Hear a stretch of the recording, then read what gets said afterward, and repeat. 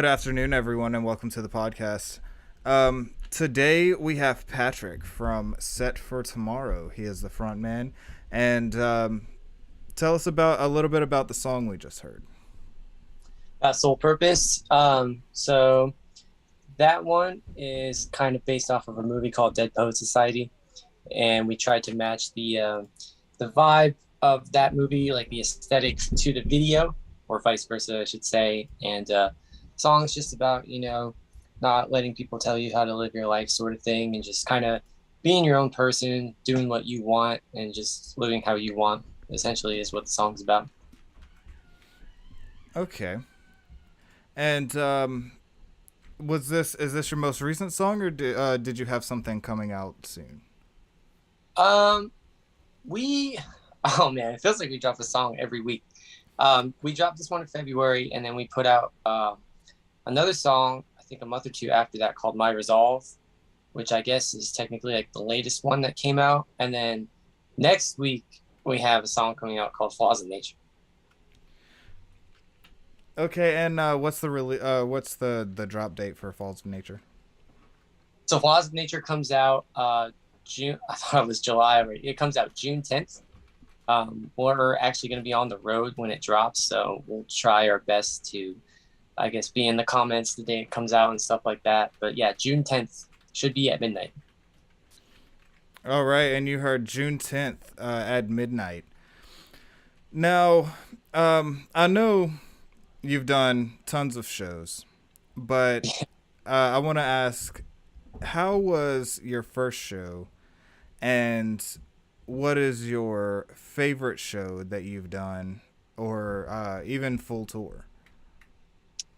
My first show ever. I guess technically my first show ever was with my high school band. It was a Halloween. Oh man, I haven't thought about this in years. It was a Halloween party in a basement, and it was like what our guitar player's mom had like a bunch of people over, and some of our friends came over, and she she kind of like forced everybody to go downstairs and watch us play like four or five songs or something like that in this cramped basement. It was actually really fun, but um, that was my first ever show. I haven't thought about that in a long time. And then one of the funnest ones I did um, was Set for Tomorrow. It was actually the Friday the 13th, right before everything got shut down for the pandemic. Uh, we did our first headliner, like as this lineup that we have now, and we use like the in-ears, so we don't have like the stage wedges. So I basically just hear like myself and the tracks. But it was pretty much one of the only shows where everybody knew all the words to the songs, and I heard them over the ears, which I think, like for me, I turned them up, so it's hard to do that. But it was fun. It was packed, a lot of people. That was one of the top shows for me for sure. Okay, and how was the reaction you get now versus when you really first started moving around? Well, now people just walk out. No, now they just don't even bother. They already know what it's about. No, but the reaction now, um, it's interesting because people at first like they would like nod their head and stuff, but really lately we've been getting repeat people coming back to different shows and stuff. So like we'll play Richmond in like February, and then like we'll play in June or something like that. And a lot of the people from earlier in the year, they come back and they talk to us about how much they like songs and how much they checked out since the last show and everything, and they like know the words. And it's really cool when people tell me about like the lyrics, because I take a lot of pride in like the lyrics of the songs. I write them, and so it's always good to hear that. So there's a lot more of that going on now versus when we started, which I think is one of the coolest things to see, like as a growing band. And how did the pandemic affect your ability to tour and move around, or were you guys still touring during that? Oh, it was rough. Yeah, couldn't play any shows, so that's why we started making a lot of videos. We wanted to, because at the beginning of the pandemic, we thought it would be like 2 weeks. I think that was what they were saying at first. You remember that? Yeah. It was like, yeah, this will just be a couple weeks. and then it turned into 2.5 years. So we were like, well, we don't know how long we're going to be locked in for. So we started making music videos. And I don't know if I've ever said this in an interview, but like, I, I know it wasn't realistic, but I actually wanted to make like a series of videos that connects and like tells a story. But then everyone else was like, dude, that's like, we can't afford that. And people would get like burnt out, I think. So that's where like, if you go up and look up like our trilogy on YouTube or something, that's where that comes from. Uh, we just wanted to tell like a story or something like that. That's how it came to me. It was the video song trailer. What made you stay? Um, Purgatory Orphic, yeah. yeah. So yeah, because I'm a dork, so I'm like really into like haunted stuff and like ghosts and shit like that. Oh, me too. I love it. Oh hell yeah! So it was basically the concept of it was just like somebody. I guess I'll just say it. It was just somebody like haunting you. You don't really know why. Is what made you stay. And then purgatory is kind of like it's just like don't fear the reaper vibes. It's like someone you love trying to like pull you into the afterlife. And then Orphic is like the twist. So it's like who you thought was your loved one isn't who it was, and you get like pulled into like an underworld. That was the idea for it. No, Um, it makes sense. I mean, just I think that's underrated. I mean, you're going from just making something people can enjoy to something that'll actually give you something to think about afterwards. And that's how you make your songs resonate with the audience. So I respect that. I like the idea. dude, thank you, man. Yeah, and it was just about like I completely lost my train of thought. you Yeah, it was you just told me you told us what it was about. But so we you have a show coming up on June 11 at the Champion Brewery. Are you excited about that? so the venue got changed. It's at Canal Club. It's part of we're doing like 4 days on the road with our friends in I think they're from New York. Please don't hate me. Uh, they're either from yeah, they're from New York. It's New Saviors. We played with them a couple times. Super nice people, very good band. So we're excited to hit the road with them. We're going. It's Albany, uh, Pennsylvania. That date got changed to Canal Club, Richmond, and then we're going back up to Amityville, which is in Long Island, and all the shows are stacked, so it's going to be a lot of fun. Awesome. Hell yeah. Um where was I? Oh, I was gonna tell you the reason that I keep looking over here. I'm not ignoring you, Oh, you're but I have a screen over here. So. yeah, watching you on the screen anyway too. So Okay. same thing. Yeah. Now you I don't think are are you also is Three Piece gonna be performing there as well? Yeah, Three Piece is going to be there on June 11th at Canal Club. Okay, and you appeared on their song "Cut Me Under," didn't you? Um, no, I don't. Three Piece. I think I think I Sorry. Said Brendan did an appearance. I'm sorry. did he. I think he made the artwork or like the visualizer for it. I don't know if he actually like did any vocals or anything on it. He might have. Okay. I'll just say he did. um, you did a cover for the Gorillas. Yeah. So what's crazy about that is their bassist actually found it, and he messaged us, and he was like, "Guys, I'm not even trying to like gas you up right now. Like this is honestly top three like favorite versions of this song that I've ever heard." It was crazy. Like we didn't expect that at all. We kind of just wanted to have fun.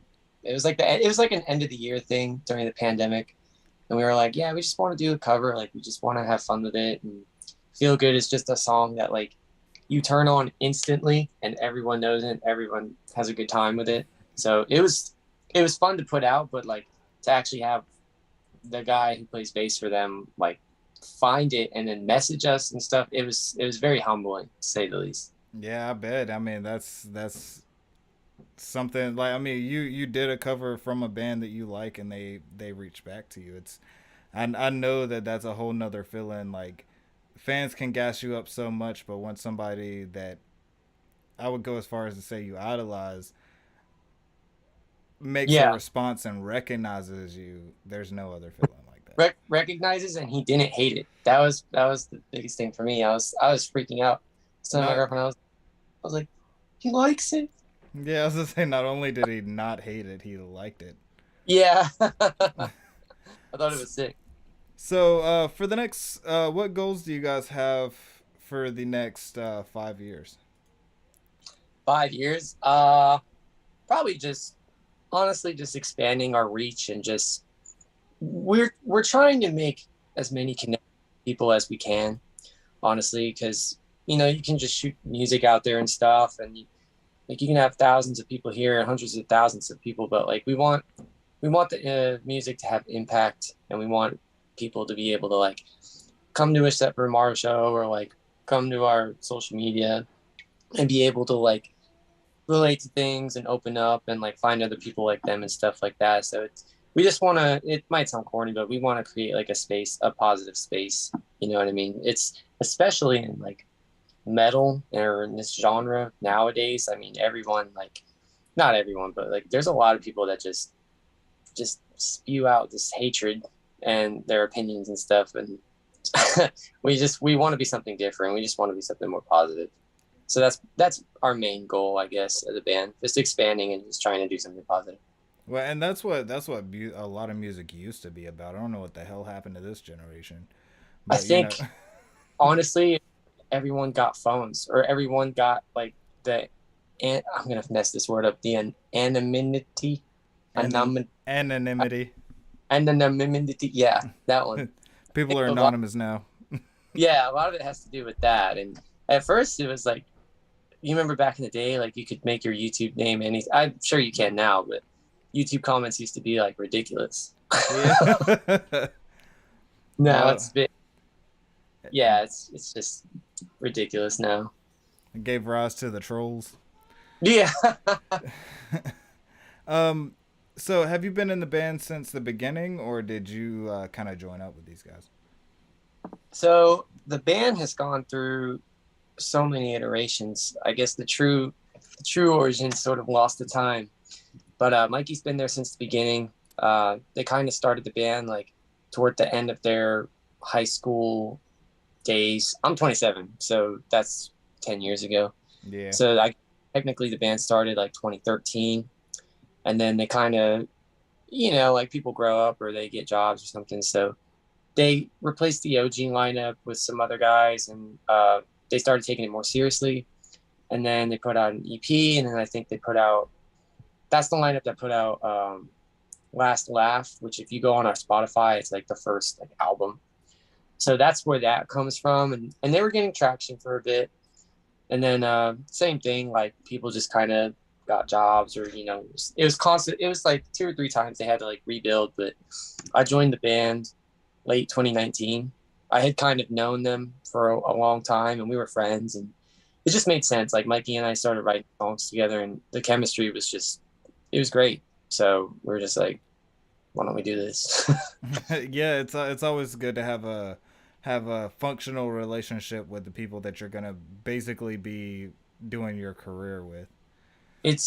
Yeah, dude, it might sound weird. It's like a 5-way relationship. Yeah, I mean, it Like, has to be, because I mean, you're going to spend a majority of your time with these people. You're going to be yeah, on the road and close quarters with them very often. You got to deal with the good shows, you got to deal with the bad shows, you got to deal with everything. And if you can't get through that, then that's it. That's it for your band. yeah, and you have to deal with like everyone's personality and stuff. And like, I know for me, like I can be difficult at times. So, they have to deal with me, and it's a thing, but we make it work. I mean, I know how it is. So, like, some people have a smooth time working with me. Other people are like, man, I don't want to work with him no Yeah, more. especially like, and this is true of any band, but like when you have people that are passionate about their work and there's two ideas, and a lot of times it can butt heads, but we all know in this band, like at the end of the day, like we're still homies, and It's all a common goal. Like a win for one person in the band is a win for everyone, and that's Yeah. most important. To not have that ego. You know what I mean? Not have like one or two people like eating away the project with like ego, because that happens and it sucks. I mean, and you'll get people, and my thing is, you don't necessarily have to kick someone out for that, but sometimes it is necessary to check people, even your friends, and kind Yeah, of put them back, be like, look, man, this is not what you need to be doing right now. You're acting crazy. yeah. And I've definitely had my fair share of getting checked, and not just in all way because I'm a little crazy, so I'm out there. So it is what it is. yeah, I would say I'm the same. Depends on the situation. If Yeah, exactly. if I had a few too many, I might get wild. So, what is your favorite song to perform live? Favorite song live?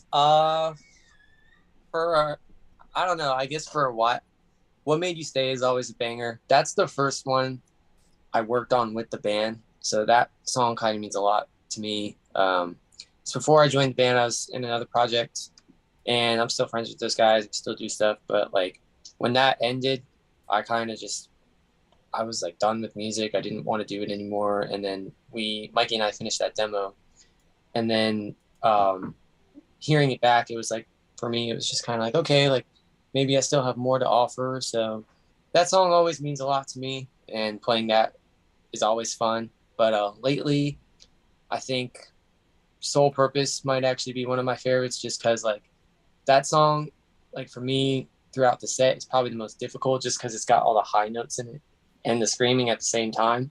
So it's a fun like challenge to be able to nail all that, because I can do like one or the other if it's mainly that, but to put them both together, especially with the patterns and stuff being so quick back to back, it's it's kind of challenging, but it's cool. And sometimes the most challenging songs or activities in our interest line are the ones that really mean the most and that really give us the joy, because those are the ones that, like, I can write little one-liners all day, but when I hit something where I have to do a trill with my tongue, like, I'm like, yeah. Like, I didn't think I could do that. Difficult, and like sometimes you really gotta like push yourself to get in that muscle memory, but once you get it, it just fits like a glove. For sure, for sure.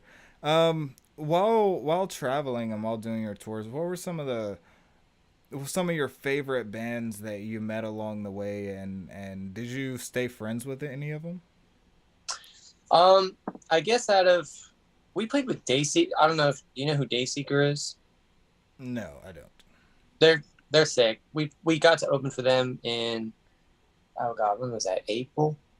Shoot. Oh yeah, you weren't.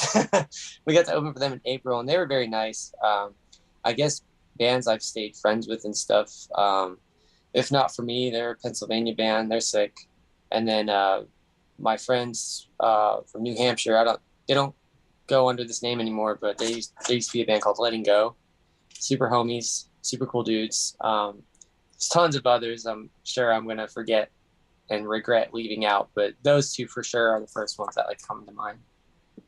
Okay, nice. And I'm gonna check them out too.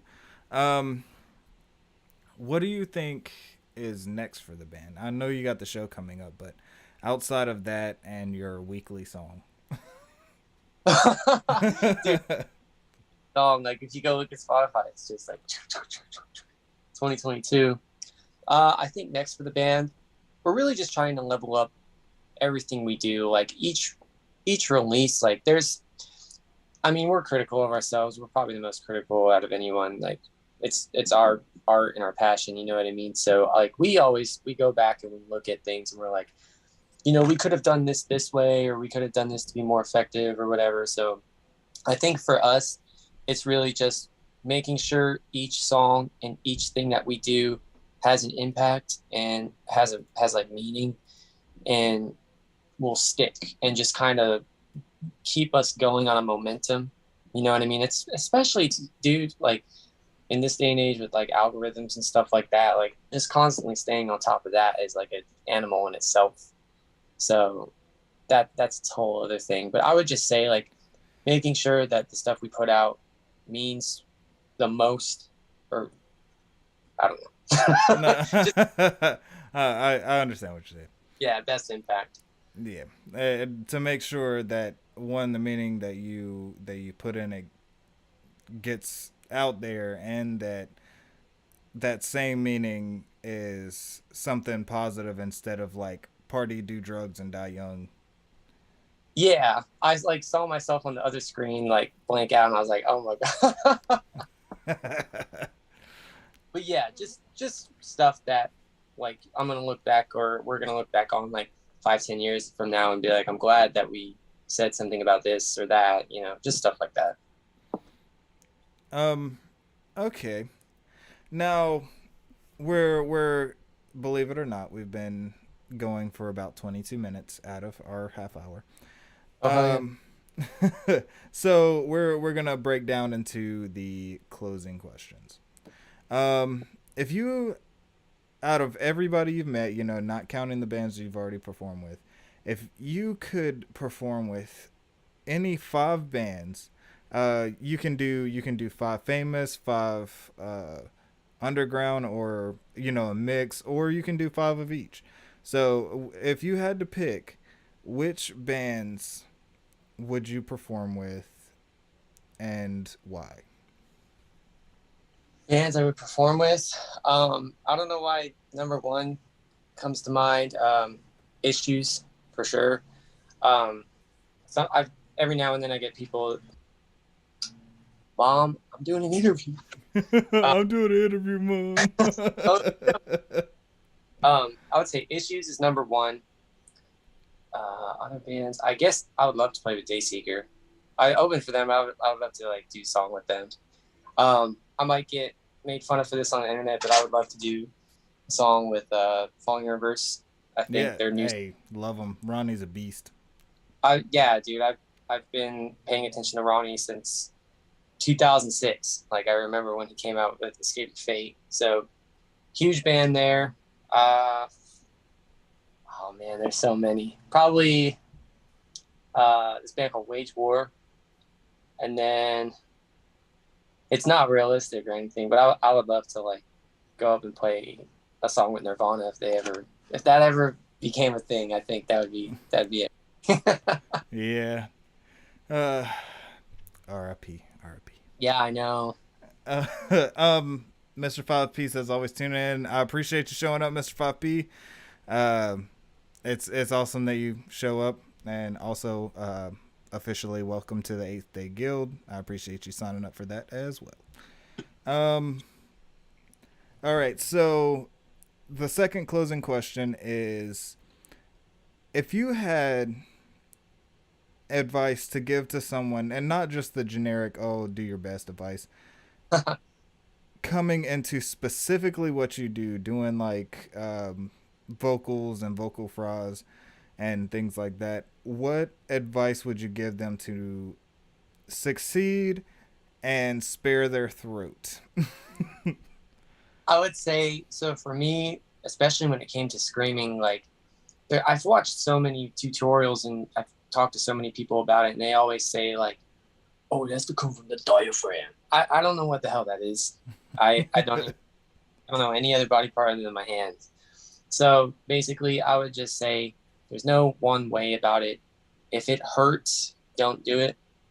Um, and make sure you do like proper warm ups and stuff. Because for a while, I kept blowing out my voice because like I couldn't hear myself in my ears all the way, and I'm stupid, and I would never warm up. So I would go right into like these intense vocals, and then I would wonder why my throat hurt the next day. I was like, gee, maybe if you warmed up like you're supposed to. But I would just say, just take care of yourself and make sure it doesn't hurt, and just try to do what's good for your throat and your body. Because I used to try to, for me, like I have kind of like a whiny voice, but I actually, it might sound corny, like I always kind of wanted to sound more like, those guys from 3 Days Grace or like Avenged Sevenfold, like a lower, like raspy Yeah. sound. But my throat isn't like that. So just work with what you have, and you'll eventually find like the sound that's good for you and stuff. Just something like that. Yeah, just it's and long story short, do what you can do, not necessarily just what you want to do, because you don't want to damage your body to a point that you can no longer perform. Yeah, because there's some bands like, um, the singer blows out their vocals and they have to change their sound completely, and it changes the band. So, Yeah. Um. Okay. So two more things. One, are there any bands that you think would have a good time coming on and talking to me or one of my associates and kind of just having a little sit down interview with us? um, I think you do you know who Three Piece is? Yeah, I have them scheduled for tomorrow. Okay, I was gonna say Three Piece. Probably Three Piece again. Um, any bands? Probably honestly, dude, New Saviors. We're Okay. doing it. We're doing the tour with them next week. New Saviors, very sick, very hardworking. And then either, honestly, dude, anyone from that Richmond show lineup would be great to have. They are all great bands. All right, and finally was I blanked. Sorry, guys. My viewers, you guys know how I am. Oh, finally, here's your opportunity to plug all your stuff. So plug anything you want people to know about. All right. Well, what's up, YouTube? Make sure you like and subscribe. Uh, we got. I always make fun of the band for doing that. Yeah, we got our YouTube. Everything is just at Set for Tomorrow. So you can find us on Spotify, find us on Twitter. Oh my God, there's so many. Twitter, Facebook, Instagram, TikTok. Our guitarist James is a TikTok world star. He's incredible with it. They all are really, but yeah, TikTok's huge. If you're on the fence about getting TikTok, just do it. It's not as bad as I thought it was. Yeah, and that's the big platform right now. If you want something to pop off, Mr. 5P, the one who was in chat just a second ago, he's the one who actually told me, you want something to pop off, put it on TikTok. Yeah, Whether people like it or not, people are gonna see it. yeah, best reach. It's like by far. It's like almost not even funny. um, but yeah, guys. Oh, go ahead. Keep if you got anything else.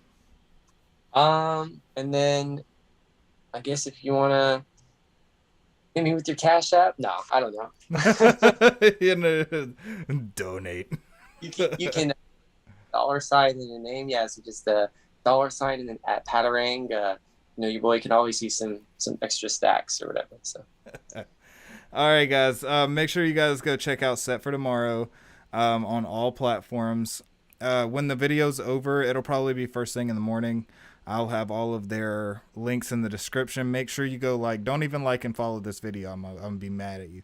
Go like and follow Set for Tomorrow and check them out. I thought you were gonna follow the band. No, yeah. don't follow this video.